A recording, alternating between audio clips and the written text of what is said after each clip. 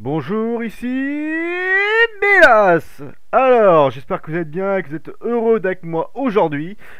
Première vidéo, premier tuto, donc une de mes games contre un Terran. Alors, le but de ce tuto, c'est d'expliquer comment on peut avoir une technique super sympa, un jeu relativement intéressant au niveau macro, avec un APM relativement faible. À savoir que je tourne en moyenne à 90 d'APM, donc généralement je suis un petit peu moins, je suis à 85, mais bon, je suis pas à 120, 130, 150 d'APM comme les pros, et je peux arriver à faire quelques mouvements, quelques actions qui sont super sympas. Et donc aujourd'hui, ce que je vais vous présenter, bah, c'est ces petites vidéos pour vous aussi réaliser des strats plutôt sympas, plutôt funky, qui peuvent réellement emmerder les Terran. Je dois le dire que c'est ma strat préférée contre Terran, qu'il y a un très bon potentiel. Alors, cette stratégie, si je ne me trompe pas, provient de Whitera, donc le très grand joueur Protoss ukrainien, qui d'ailleurs, au passage, si vous ne savez pas quoi faire de vos soirées avec votre copine ou votre chien, je vous conseille d'aller voir hein, au niveau de son stream. Il est vraiment très très bon, très très fort, il a vraiment une technique super sympa. Et voilà, si vous voulez vraiment apprendre le jeu Protoss, je vous conseille vraiment d'aller voir ses replays, son stream, c'est vraiment super intéressant. Donc là, c'est une de ces techniques, hein, une de ces Special Tactics. Je vais vous la montrer, je vais vous montrer qu'avec 90 d'APM, on peut y arriver, qu'en étant un joueur diamant, voire même platine, c'est tout à fait accessible, et qu'on peut très bien s'amuser en faisant péter une pile, mais complet à un Terran. Allez, c'est parti, je lance la game. Allez, c'est parti, lancement de la game. Donc, mon opposant s'appelle Sheila. Donc, Sheila est un joueur diamant, donc joueur Terran, diamant, comme vous pouvez le voir, qui est opposé en close position donc à moi-même, à savoir Milas. Donc je m'excuse des coups de lag, hein, j'ai vraiment un PC qui est un petit peu vieux et il a du mal à supporter à la fois les vidéos et le son. Donc j'espère pouvoir m'en racheter un d'ici quelques temps. Mais j'espère que ça va le faire et que ça va pas être trop gênant. Donc si ça passe pas, hein, bien sûr, je reverrai la qualité, mais j'espère que ça va le faire. Ok. Donc vous allez voir que mon opener est relativement classique, hein. Je pars sur un opener Protoss relativement standard. Et je vais également m'intéresser au jeu de Sheila, donc vous montrer un petit peu ce qu'il fait et voir quelles sont les réactions entre lui et moi en fonction de ce qu'on voit. Donc voilà, moi je vais vous mettre pour le moment un petit peu ce que je vois. Donc, qu'est-ce que je fais? Un œuf de population, moi je pose mon pylône. Pourquoi est-ce que je pose mon pylône si proche? Il faut bien le comprendre. Le but du jeu de ce pylône en fait, c'est d'avoir la première énergie pour poser les premiers bâtiments. Ça sert à rien de les mettre à l'autre bout de la map parce que si par exemple si vous les mettez là, si vous les mettez là ou si vous les mettez là, vous perdez du temps. C'est-à-dire que vous devez absolument envoyer une probe avant pour aller le poser. Donc après, il faut que la probe revienne. Ça veut dire que c'est du temps de minage où la probe n'est pas là sur un carré de minerai. Alors c'est pas grand-chose, ça va être peut-être 25, 30, 50 de minerai, mais ça joue. Voilà, c'est un moment où ça joue et il faut le prendre en compte. Donc qu'est-ce que je fais? Je pose mon pylône à 9 ici. Ma gate arrive derrière à 12 et mon simulateur à 14. Voilà, donc là c'est le build le plus standard qui existe pour Protoss. Maintenant je vais m'intéresser à Sheila. Sheila a posé son dépôt de ravitaillement, donc je pose à 10 ou 9, un truc comme ça, bref c'est Terran, on s'en fout un peu quoi. Non, sérieusement, je pense qu'il le pose soit entre 9 et 10, je pense que c'est 9, hein, à vérifier. Et également Sarax. Donc la Rax de Sheila, je pense que c'est pour commencer un wall. Donc là j'ai un petit peu titillé à la probe, hein, bien sûr. Et vous voyez, il a fait la même chose que moi, Sheila. Il a posé son bâtiment, son premier bâtiment le plus proche possible, pour revenir récolter très rapidement. Voilà, donc c'est des petites choses qui sont importantes à comprendre. Maintenant, qu'est-ce que je vois avec ma probe? Hop là, je mets dans ma vue. Moi, je n'ai pas vu de gaz. Pas de gaz. Donc il y a deux solutions. Soit il part sur une phase expand. Donc là, il est en train de la construire ou il l'a planqué quelque part. Donc là, j'essaie de tourner pour voir s'il y a quelque chose. Toujours pas de gaz. Soit il part en all-in. C'est-à-dire qu'il a posé des racks quelque part par ici, par ici, par ici. Bref, il a posé des racks à côté de chez moi pour me all-in. Bon, je pense pas. Hein. Je pense vraiment pas qu'il part sur une technique comme ça. Je le vois quasiment plus, ce genre de choses. Mais il faut savoir que ça existe. Et le meilleur moyen de le contrer, c'est de savoir si on vous le fait et donc de le scouter. Donc allez voir à côté ce qui se passe, bien sûr. Donc au niveau de la map, j'ai pas dit grand chose, on est sur le plateau de Shakuras. Alors avec une B2 très très safe, hein, comme vous le voyez. Une B3 qui est relativement safe et défendable. Avec une petite entrée ici et une grande entrée ici. À savoir qu'il y a une troisième entrée si on casse les cailloux de ce côté-là et de ce côté-là. Bon, c'est très long, très chiant, très pénible. Il y a très peu de joueurs qui attaquent par ce côté-là, hein. C'est vraiment en cas d'extrême urgence où on passe par le haut. D'ailleurs, j'ai jamais vu un joueur faire ça. Au niveau des Xel'Naga, on en a deux. Voilà, ici, qui nous permettent de vraiment avoir une bonne vision sur tout ce qui va être le milieu de la map, hein. Vraiment tout ce qui est milieu de la map. Donc, plutôt intéressant pour les drops de passer bien sûr, hein, sur les côtés. Également, en parlant des drops, il faut bien comprendre que on est en close pot, donc les drops vont être bien sûr présents, je pense, durant la partie. À savoir que le gameplay normal d'un terrain est bien sûr entre guillemets le drop. À savoir qu'il va créer un multifront pour vous obliger à gérer plusieurs fights pour vous déstabiliser. Donc c'est vraiment le jeu terrain, c'est avoir du multifront et de pouvoir vous gêner au maximum. Donc moi, si je reviens au niveau de mon jeu, donc, alors je fais une petite pause, hein. Alors, vous vous rappelez, pylône 9, gate 12, assimilateur 14. Je pose mon cybernétique à 17, il me semble. Je repose un pylône juste avant, donc à 16, hein, normalement, voilà, pour pas être supply block. Ok, je prends mon gaz dans la foulée, donc je continue bien sûr à produire des drones. Je prends mon gaz, hop là, c'est parti. Et juste après votre gate, ce que vous posez, c'est le complexe robotique. Et ce complexe, écoutez-moi bien, vous le planquez, vous vous démerdez, vous le planquez. Alors vous le planquez soit dans un coin, soit derrière dans notre coin, soit en bas, mais il ne faut pas que l'adversaire le voie. Pourquoi? Si l'adversaire voit votre technologie, qu'est-ce qu'il va faire? Il va faire le contre, et naturellement vous serez bloqué. Donc évitez ça, planquez votre technologie. Ça c'est une chose, franchement, hein, je vous le conseille absolument, c'est de planquer cette technologie. Voilà, donc j'ai posé mon complexe robotique. Et derrière, je lance Sentry. Donc voilà, j'ai déjà deux Sentry. Donc vous pompez de la Sentry en masse. Et dès que vous avez assez, donc 300 minerais pour poser deux autres gates, vous les posez. Donc là, ça fait gate, robotique, gate, gate. Ok. Donc je continue bien sûr à poser des pylônes. Je me suis fait scanner. Donc là, qu'est-ce qu'a vu mon adversaire? Mon adversaire a vu 3 gates. Il n'a pas vu la robotique. Et donc je pense, hein, je suppose, hein, ça je n'affirme rien, mais je pense qu'il a scouté. Voilà, il a un petit scout, il a dû scouter. Il a dû scouter que je n'ai pas encore posé ma B2. Donc pour lui, je suis all-in. Clairement, c'est 1050, je n'ai pas posé de B2, je suis all-in. Et c'est pas totalement tort. Je suis quelque part sur une forme d'all-in, dans le sens où si je fais pas de dégâts, je suis mort. Ok, c'est parti. Donc, j'ai fait mes 4 sentries que j'ai mis dans War Prism. Voilà, il arrive. Donc attendez, je remets en pause, hein, je vous explique. 4 premières unités de la sentry. En même temps, parallèle, vous faites un War Prism. Dès que c'est fait, vous mettez ça dedans, vous balancez ça à côté de la base ennemie. Ok, ici. De l'autre côté, il faut continuer à produire. Bien sûr, pour ne pas oublier la macro. Donc, vous faites quelques zélotes pour vous défendre d'un premier push. Et également, vous avez posé votre B2. Donc la B2 est late, est très late. Vous voyez, j'ai posé à 7 minutes un B2. Mais il faut comprendre que c'est un all-in, mais que si j'allais faire les dégâts en face, ça veut dire que normalement je serais très bien. Je serais même mieux. Ok, donc je continue. Mon drop arrive. Il arrive dans sa B1.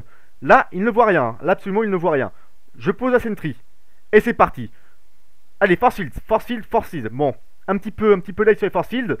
Mais voilà, c'est parti. Et là, vous commencez à ponctionner les VCS. Regardez, si on prend les unités perdues, voilà, il est rendu à 5, 6, 7, un septième, allez, un septième, 7 VCS perdus. On est à 7 minutes 40 de jeu, 7 VCS perdus, c'est énorme. C'est un super avantage que je viens de prendre. Ça, il faut le comprendre, voilà. Ma B2 est posée. Je continue bien sûr à produire. Quelques sentries pour, au cas où, me défendre, hein, bien sûr. Et je continue à faire des sondes. Donc là c'est un souci encore de gameplay pour moi, hein. Je ne fais pas encore assez de sondes. Ma B2 je l'ai posée un petit peu tard, mais bon, ça voilà, c'est un niveau, je suis pas encore GM bien sûr, donc il y a encore du boulot à faire. Voilà, c'est des choses qu'il faut faire attention. Je retourne à B2, lui m'attend à sa B1, il arrive en courant, mais c'est trop tard, c'est trop tard. Voilà, je force field, je ponctionne, voilà, j'en ponctionne encore 4 ou 5. Regardez le nombre d'unités tuées, 12 ECS, 13, 14. Bon, et si vous êtes un petit peu gourmand, voilà, vous placez 2-3 force field pour choper un ou deux marines, ça fait pas de mal, c'est totalement gratuit et il s'énerve bien le terrain. Et qu'est-ce que vous faites maintenant? Eh ben vous remontez dans la B1. C'est parti. Faites-lui péter une pile. Qu'est-ce qu'il y a à faire? Eh ben ouais, là le Terran, il sait ce que c'est maintenant le multidrop. Il sait ce que c'est que, voilà, d'être protos, de se dire ouais, on va se prendre un drop ou deux. Tant mieux pour lui, ça va lui apprendre. Ok, ma B2 se finit tranquillement. Je retourne avec mon prisme. Qu'est-ce que je vois? Je vois du marine. Je peux pas attaquer. C'est mort. C'est mort. C'est mort. Je peux pas attaquer. Je back. Qu'est-ce qu'on fait dans ce cas-là? Allez-y. On voit 3-4 zélotes. Diversion. Faites une diversion. C'est totalement gratuit aussi. 3 zélotes. 300 de minerais. Totalement gratuit. Allez. Regardez. Pendant qu'il va s'amuser avec mes 3 zélotes, hein, on s'en fout. Micro gère pas. Hein, il se démerde. Voilà. Bon, il est malin. Il laisse quelques marines. On retourne en bas. Et c'est parti. Vous redropez au sentry. Une petite bulle pour se protéger. Bon, je perds une sentry, hein, j'aurais pu la faire remonter. Mais tant pis. Et voilà, et je continue à ponctionner. 27, 28, 29, 30. Allez, c'est parti, on se fait plaisir. Allez, allez, allez, encore un petit dernier. Oh, je l'ai pas eu. C'est pas grave, je remonte. Pendant ce temps-là, dans ma V2, je prends mon gaz. Je pose mon conseil crépusculaire. Donc je ne l'ai pas montré, hein, je mets une petite pause. Je pose mon conseil crépusculaire. Et là, faut bien comprendre ce que je vais faire. Parce que en fait, je suis en train de la raser depuis tout à l'heure. Il est sous pression, le Terran. Le Terran, il en peut plus, là. Il est en train de se dire, mais comment sortir de cette galère? Il n'a pas beaucoup de moyens, en fait. Et un des moyens qu'il a, c'est le all-in. Il prend tout ce qu'il a, il fonce votre base.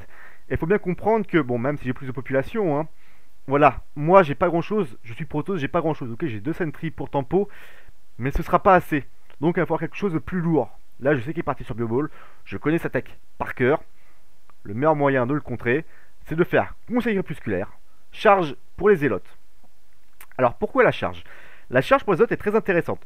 Au début, un zélote, c'est intéressant tant qu'il n'y a pas une grosse bioball. C'est-à-dire qu'en fait, tant que la bioball, on va dire, sur le coup de 7-8 minutes est relativement peu importance, le zélote peut arriver au corps à corps sans mourir instantané. Mais une fois qu'il y a vraiment trop de DPS en fait, hein, simplement, et en plus il y a des maraudeurs qui vont ralentir vos zélotes, vous avez besoin de la charge. Vous avez besoin de la charge pour arriver très rapidement au corps à corps et rendre vos zélotes utiles. Sinon, ils seront totalement useless. Ok, ils vont tanker, mais ne feront pas de dégâts. Et le problème, c'est qu'on a besoin du DPS un petit peu des zélotes, en plus de leur tank.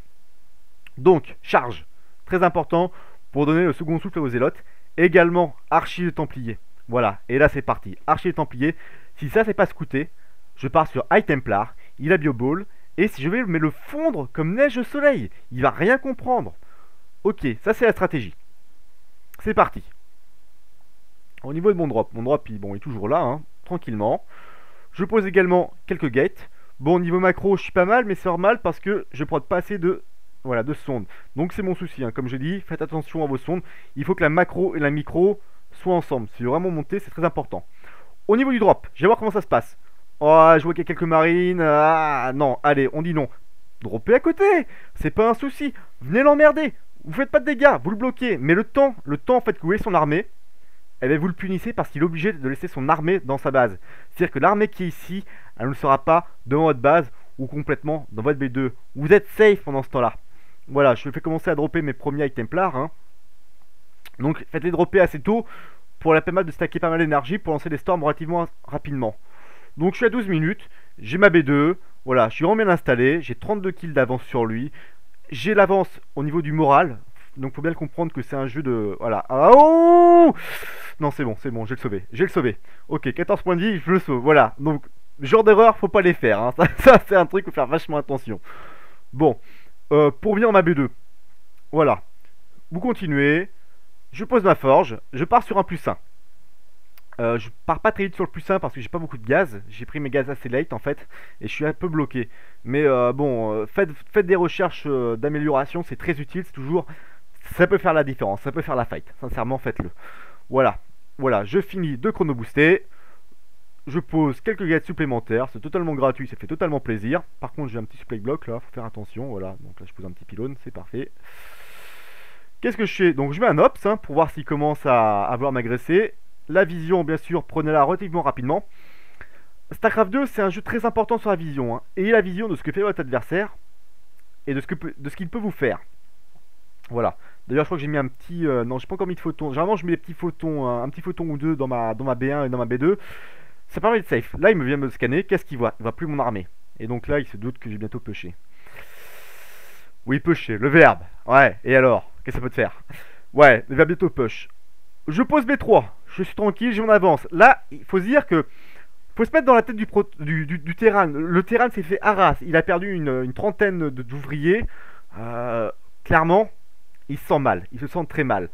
Donc, qu'est-ce qu'il a fait? Comme je le disais en début de jeu, si on voit votre technologie, on va faire le contre. Donc, qu'est-ce qu'a fait le Terran? Il a vu Mike Templar, il part sur une académie fantôme. Et ça, c'est très bien pensé, parce que s'il arrive à me EMP mes ghosts, c'est foutu. Alors, un ghost, c'est le fantôme, hein, il n'en a pas encore, donc je vais en trouver un après. Il n'en a pas encore, mais voilà. Ces deux unités là, toutes mes unités, elles sont très sensibles à une EMP, c'est-à-dire que ça enlève toute la barre d'énergie, mais également le bouclier. Donc le bouclier qui a la petite barre bleue, et la barre d'énergie, la petite barre violette. Il faut faire très attention. Donc je pose ma V3, je me rapproche pour commencer à venir l'embêter. Hop là, je crois que j'ai raté un petit drop. Hein, tant que vous pouvez l'embêter, allez-y. C'est gratuit, ça mange pas de pain. Il y a un terrain qui est sous pression, c'est un terrain qui reste chez lui, qui campe et qui a peur. Et qui a peur. Une fois qu'il y a la peur qui est installée dans votre adversaire, vous faites ce que vous voulez. Vous voyez? Là, je suis posé B3, B4, B5. Je sais qu'il est chez lui, je sais qu'il a peur, je sais qu'il attend que je l'agresse, que je l'attaque. Et là, tant qu'un joueur est comme ça, vous avez votre avance. Je sais qu'il va faire du ghost parce qu'il a vu Mike Templar. Donc, mon switch, tout de suite. Voilà, bait soutien robotique, colosse. Je sors du colosse et c'est parti. De toute façon, s'il part sur l'OMP, c'est pas un souci, j'aurai mon colosse derrière. Et moi, maintenant, j'arrive. 134 de pop contre 113. J'ai pris mon avance, je lui fais peur. Et c'est parti. Une bulle. Cliquez toujours une bulle hein, avant d'entamer le combat, c'est toujours autant.